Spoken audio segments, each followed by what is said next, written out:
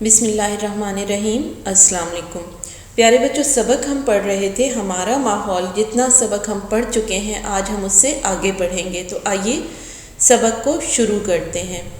آمنہ نے امی سے پوچھا کہ ہمارا ماحول کیسے آلودہ ہو رہا ہے۔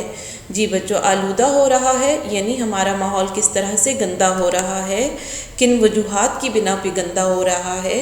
امی نے آمنہ کو بتایا کہ ماحول کو آلودہ کرنے کے بہت سے اسباب خود انسان کے اپنے پیدا کردہ ہیں۔ اسباب یعنی وجوہات، ماحول کو آلودہ کرنے کی جو وجوہات ہیں وہ خود انسان کی اپنی پیدا کردہ ہیں، پیدا کی ہوئی ہیں۔ مثلا انسان نے ترقی کرنے کے لیے بڑے بڑے کارخانے لگائے۔ کارخانے فیکٹریوں کو کہتے ہیں جہاں پہ کام کیا جاتا ہے، تو ان سے اٹھنے والے دھوئیں نے ہوا کو زہریلا کرنا شروع کر دیا، یعنی زہر والا بنا دیا۔ فصلوں کو نقصان دہ کیڑوں سے بچانے کے لیے سپرے کیا۔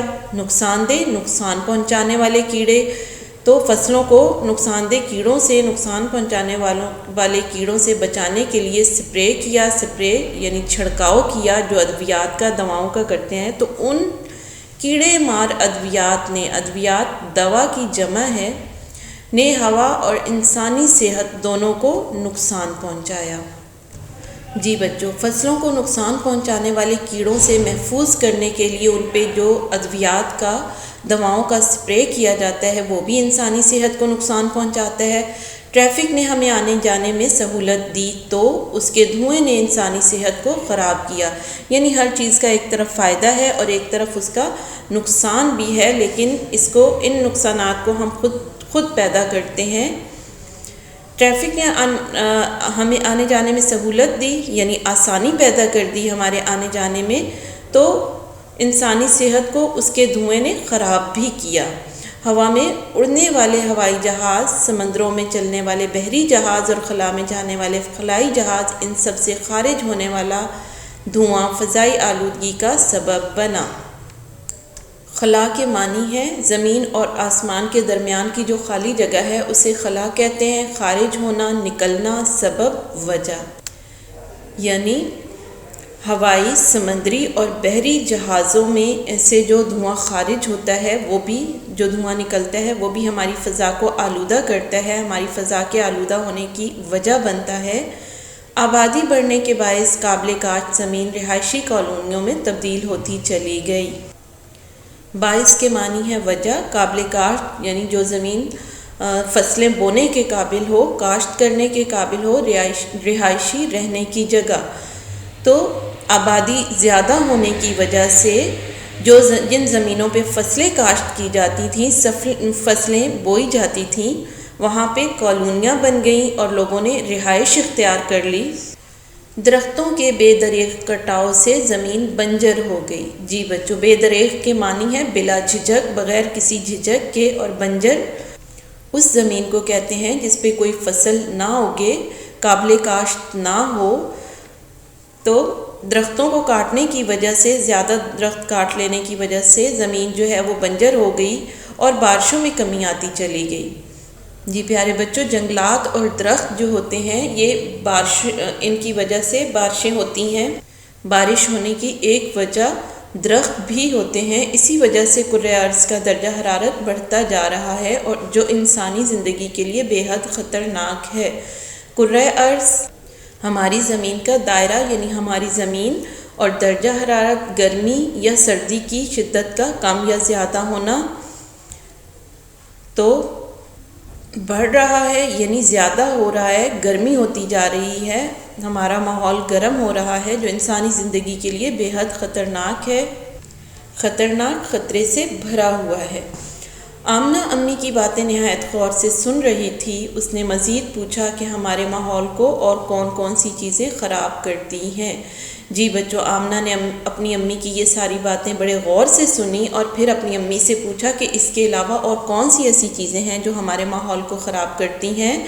پھر امی نے بتایا کہ ہوا کی طرح پانی بھی انسان کی بنیادی ضرورت ہے، اس کے بغیر ہم زندہ رہنے کا تصور بھی نہیں کر سکتے۔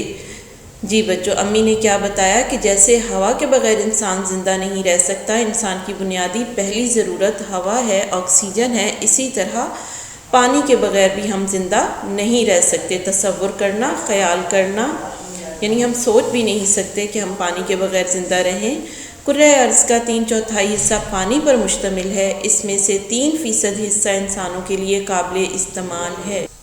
3/4 کے معنی ہیں کسی چیز کے 4 حصے کیے جائیں تو ان میں سے 3 حصے، یعنی اس زمین کے جو 3 حصے ہیں وہ پانی ہے اور 1 حصہ زمین ہے، اور اس میں سے 3% حصہ انسانوں کے لیے قابل استعمال ہے۔ یہ قابل استعمال پانی بھی مسلسل خراب ہوتا جا رہا ہے۔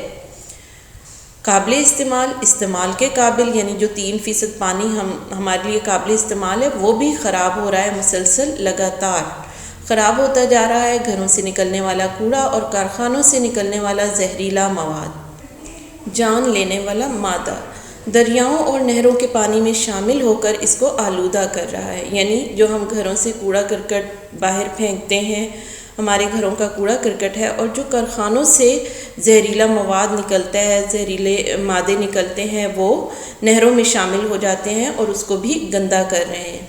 فصلوں پر کیا جانے والا سپرے، چھڑکاؤ، زراعت کے لیے استعمال کی جانے والی کھادیں اور گٹروں کا آلودہ پانی زیر زمین جذب ہو کر صاف پانی کو خراب کر رہا ہے۔ یہ تمام چیزیں کیا کر رہی ہیں کہ زیر زمین کے نیچے صاف پانی میں جا کے مل رہی ہیں، زمین میں جذب ہو جاتی ہیں اور صاف پانی میں جا کے مل جاتی ہیں اور اس کو بھی خراب کر رہی ہیں۔ فضائی، ہوائی اور آبی آلودگی کے علاوہ ایک اور بڑی قسم شور کی آلودگی ہے، یعنی ایک تو فضائی آلودگی ہے، ہوائی آلودگی ہے اور آبی آلودگی ہے، ایک اور بڑی قسم شور کی آلودگی ہے، یعنی شور بھی آلودگی ہی کی ایک قسم ہے۔ ہمارے ماحول میں موجود ٹریفک، لاؤڈ سپیکر، موسیقی اور کارخانوں میں مشینوں کا شور بھی انسانی کانوں کے لیے بے حد نقصان دہ ثابت ہو رہا ہے۔ جی بچوں، لاؤڈ سپیکر ایک آلہ ہے جس سے آواز اونچی ہو کے ہم تک پہنچتی ہے اور موسیقی گانے بجانے کو کہتے ہیں۔ اس کے علاوہ مشینوں کے چلنے سے جو شور ہوتا ہے، یہ تمام شور جو ہیں ہمارے کانوں کو نقصان پہنچاتے ہیں، نقصان دیتے ہیں۔ سر درد، بے چینی، چڑچڑاپن، بلڈ پریشر، معدہ، دل، جگر اور جلد کے امراض بڑھ رہے ہیں۔ آلودگی کے ان تمام اسباب پر قابو پانا ہماری اولین ذمہ داری ہے۔ سر درد، بے چینی، بے قراری، چڑچڑاپن، مزاج میں تلخی کا آ جانا، بلڈ پریشر، خون کا دباؤ، دل، جگر اور جلد کے امراض، یعنی امراض مرض کی جمع ہے جس کے معنی ہے بیماری، تو یہ بیماریاں جو ہیں بڑھتی جا رہی ہیں۔ آلودگی کے ان تمام اسباب یعنی تمام وجوہات پر قابو پانا ہماری اولین ذمہ داری ہے، پہلی ذمہ داری ہے۔ ہمیں آلودگی کی ان تمام وجوہات پر قابو پانے کی کوشش کرنی چاہیے۔ پیارے بچوں، سبق ہمارا ابھی ختم نہیں ہوا، بقیہ سبق ہم اگلے لیکچر میں پڑھیں گے۔ آج کا لیکچر ہمارا یہیں پہ ختم ہوتا ہے۔ اللہ حافظ۔